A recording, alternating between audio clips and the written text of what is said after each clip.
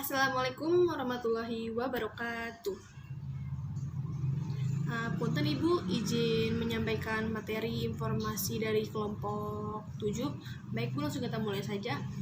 Bismillahirrahmanirrahim. Puji syukur kami panjatkan kepada Tuhan Yang Maha Esa karena berkatnya kita dapat berkumpul dan dapat bisa mendiskusikan materi tentang macam-macam klien dalam asuhan kebidanan pada mata kuliah komunikasi pada kebidanan. Baik Ibu, perkenalkan saya Yufira Fajia Jahra dari kelompok 7 dan juga rekan saya Mutia Purwati.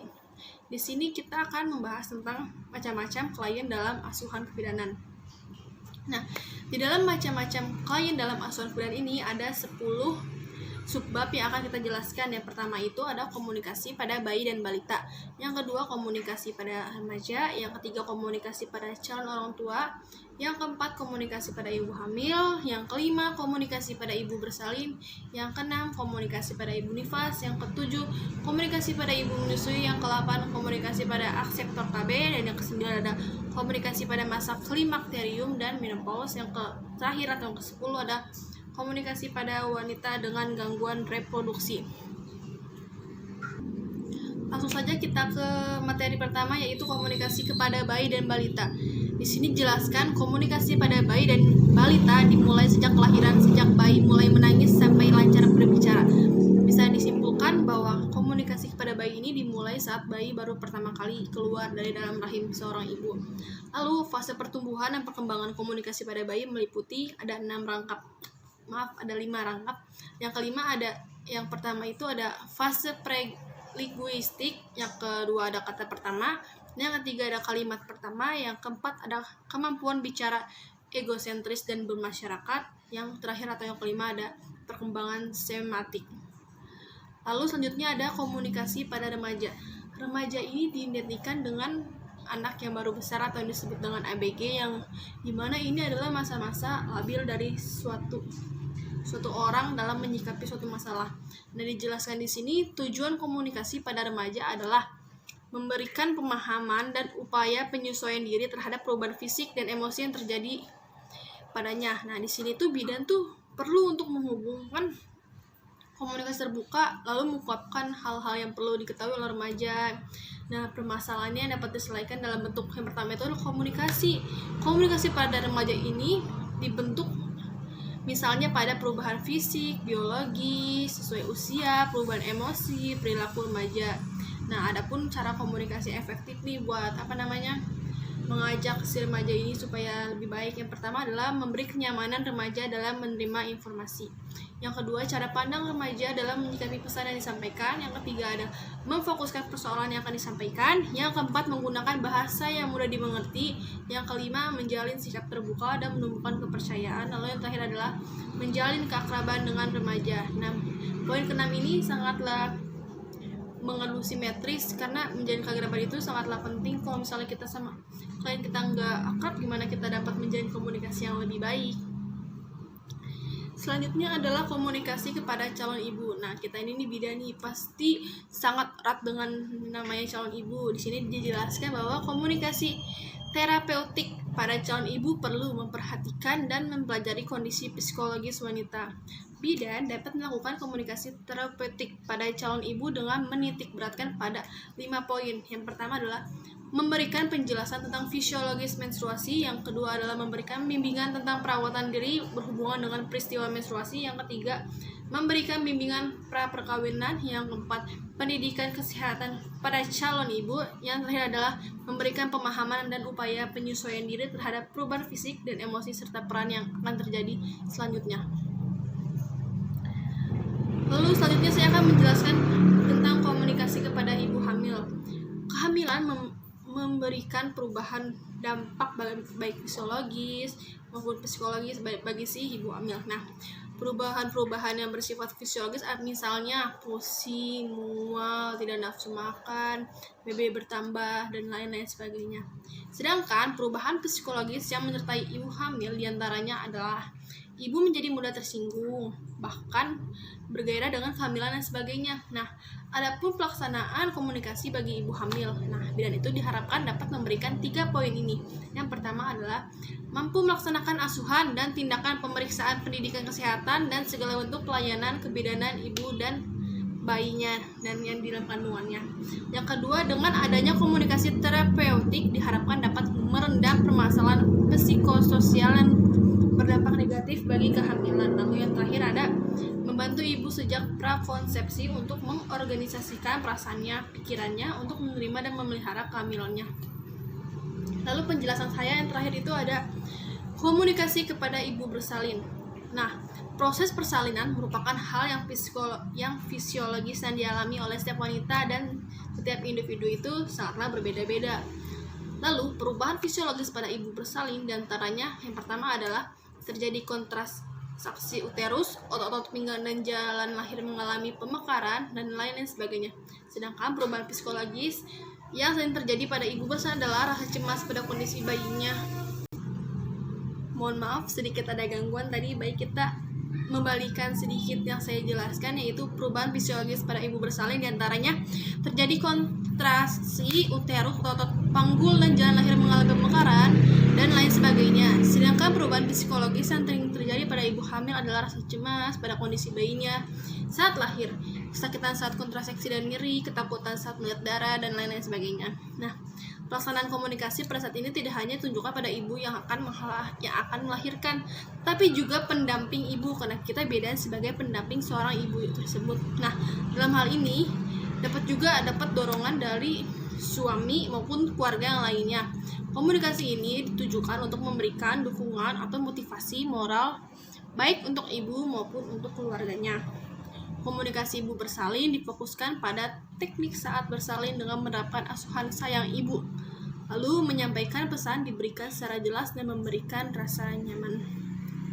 Nah, untuk poin komunikasi kepada ibu nifas selanjutnya akan dijelaskan oleh rekan saya Mutia Purwati. Kepada Mutia Purwati saya persilakan. Assalamualaikum warahmatullahi wabarakatuh. Di sini saya akan melanjutkan materi dari rekan saya. Baik, yang keenam, komunikasi kepada ibu nifas. Ibu setelah melahirkan akan mengalami fase ini, yaitu mengalami fase ibu nifas. Ibu nifas juga mengalami perubahan-perubahan yang bersifat fisiologis maupun psikologis.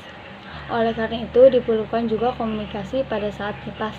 Perubahan fisiologis pada ibu nifas meliputi proses pengembalian fungsi rahim, pengeluaran locea, dan lain sebagainya. Sedangkan perubahan psikologis meliputi perasaan bangga setelah melewati proses persalinan. Bahagia bayi telah lahir sesuai dengan harapan. Kondisi-kondisi yang membuat ibu sedih saat nifas, seperti keadaan bayi tidak sesuai harapan, perceraian, atau dan lain sebagainya. Pelaksanaan komunikasi yang dilakukan bidan pada ibu nifas harus memperhatikan kestabilan emosi ibu. Arah pembicaraan terfokus pada penerimaan kelahiran bayi, penyampaian informasi jelas dan mudah dimengerti oleh ibu dan keluarga. Yang selanjutnya, yang ketujuh, komunikasi kepada ibu menyusui. Perubahan fisiologis yang dialami pada ibu menyusui diantaranya pembesaran kelenjar susu oleh karena hormon, pengeluaran ASI. Perubahan psikologis ibu menyusui meliputi kecemasan ibu dalam ketidaksanggupan dalam perawatan bayi, pemberian ASI tidak maksimal, ketakutan dalam hal body image, cemas akan kondisi bayi, kemudian komunikasi bidan pada saat menyusui sangat diperlukan untuk pemberian motivasi kepada peranan ibu dalam kesuksesan pemberian dan perawatan bayinya. Yang kedelapan, komunikasi kepada klien KB. Tidak semua aspektor KB mengalami kenyamanan dalam menggunakan alat kontrasepsi. Ada juga yang mengalami perubahan baik secara fisiologis maupun psikologis serta penggunaan alat kontrasepsi. Perubahan fisiologis yang sering terjadi adalah akibat dari efek samping penggunaan alat kontrasepsi tersebut. Misalnya pusing, berat badan bertambah, timbul plek-plek di wajah, gangguan menstruasi, keputihan, gangguan libido, dan lain sebagainya. Adapun perubahan psikologis yang dialami adalah kecemasan atau ketakutan akan keluhan yang terjadi, kemudian kegagalan dalam pemakaian alat kontrasepsi. Pelaksanaan komunikasi bagi aspektor KB yaitu terfokus pada KIE, efek samping kontrasepsi, dan cara mengatasinya, cara kerja dan penggunaan alat kontrasepsi. Dan yang ke-9, komunikasi kepada wanita menopause dan klimakterium. Pada fase ini, wanita juga mengalami perubahan fisiologis dan perubahan psikologis.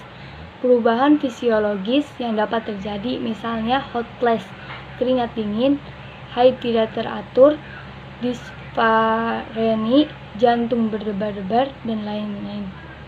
Adapun perubahan yang bersifat psikologis, yaitu kecemasan terhadap keluhan-keluhan yang dialami. Yang pertama, pelaksanaan komunikasi pada wanita menopause dan klimakterium. Kedua, memberikan penjelasan tentang pengertian tanda menopause.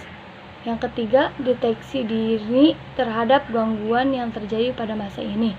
Yang keempat, pemberian informasi tentang pelayanan kesehatan yang dapat dikunjungi. Yang kelima, membantu klien dalam pengambilan keputusan. Dan keenam, pemakaian alat bantu dalam embrian KIE. Melakukan komunikasi dengan pendekatan biologis, psikologis, dan sosial budaya. Yang pertama, prinsip komunikasi pada masa menopause. Yang kedua, fungsi kognitif terdiri dari kemampuan belajar atau learning, kemampuan pemahaman, comprehension, kinerja, performance, pemecahan masalah, problem solving, daya ingat, memori, motivasi, pengambilan keputusan, dan kebijaksanaan. Yang ketiga, fungsi efektif, fenomena kejiwaan yang dihayati secara subjektif sebagai sesuatu yang menimbulkan kesenangan atau kesedihan. Yang keempat, fungsi konatif atau psikomotor, fungsi psikis yang melaksanakan tindakan dari apa yang diolah melalui proses berpikir dan perasaan ataupun keduanya. Dan yang terakhir, ke-10, komunikasi kepada wanita dengan gangguan sistem reproduksi. Wanita dengan gangguan sistem reproduksi akan mengalami gangguan atau perubahan bersifat psikologis maupun psikologi. Perubahan psikologis yang terjadi seperti keputihan, gangguan haid, penyakit menular seksual, dan lain sebagainya. Sedangkan perubahan yang bersifat psikologis diantaranya ibu cemas, takut akan masalah yang terjadi, dan ketidaksiapan dalam menerima kenyataan. Pelaksanaan komunikasi pada wanita dengan gangguan sistem reproduksi ada penjelasan kemungkinan penyebab yang dialaminya, deteksi dini terhadap kelainan sehubungan dengan gangguan reproduksi, pemberian informasi tentang pelayanan kesehatan, membantu dalam pengambilan keputusan, dan pemberian support mental. Sekian yang bisa saya sampaikan, mohon maaf bila ada kesalahan. Terima kasih. Wassalamualaikum warahmatullahi wabarakatuh.